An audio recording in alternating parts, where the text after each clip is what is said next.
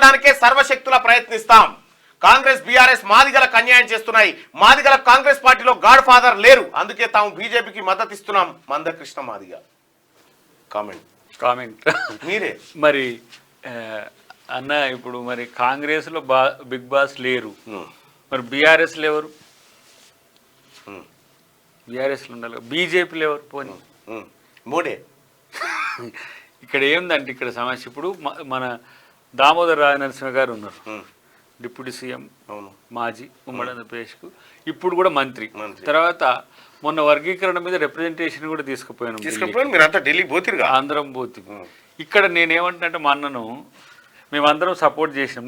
నేను మాలమానాడుగా కూడా వర్గీకరణ సపోర్ట్ చేసినాం. కానీ ఇప్పుడు ఒకరోజు కాంగ్రెస్కి కూడా ఓటు చేయమని అడిగిన నోరే, నేను కాదనను. టీడీపీకి అడిగిండు, దీనికి అడిగిండు, ఎందుకు మాకు కూడా సహకరించిండని చెప్తున్నా.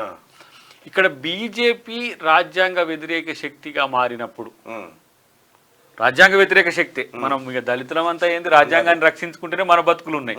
కానీ ఇక్కడ ఏ ప్రయోజనం అంటే వర్గీకరణ సాధించడానికని. 100 రోజుల్లో వర్గీకరణ అన్న వెంకయ్యనాయుడే లేడు. మొన్న వీళ్ళిద్దరు కలిసి ఏడుస్తుంటే నాకు బాధ అనిపించింది. ఎవరు? మోడీ మీద పడి ఏడుస్తుంటే. ఆ మోడీ అనే మోసగాని చేతులు ఎందుకు? చివరాఖరికి మనం పరిష్కరించుకోవాల్సింది పోయి వాళ్ళ క్లచెస్లో పోవాల్సిన అవసరం ఏంది? దాని కొరకు కాంగ్రెస్ని అనాల్సిన అవసరం ఏందని నేను. రెండవది ఏంటంటే, తను ఒక కాజు కొరకు కమిటెడ్గా ఉన్నాడు కాబట్టి ఎవరికైనా చేస్తా అనే ఒక మొండిదే ధైర్యం ఉండి ఉంటుంది.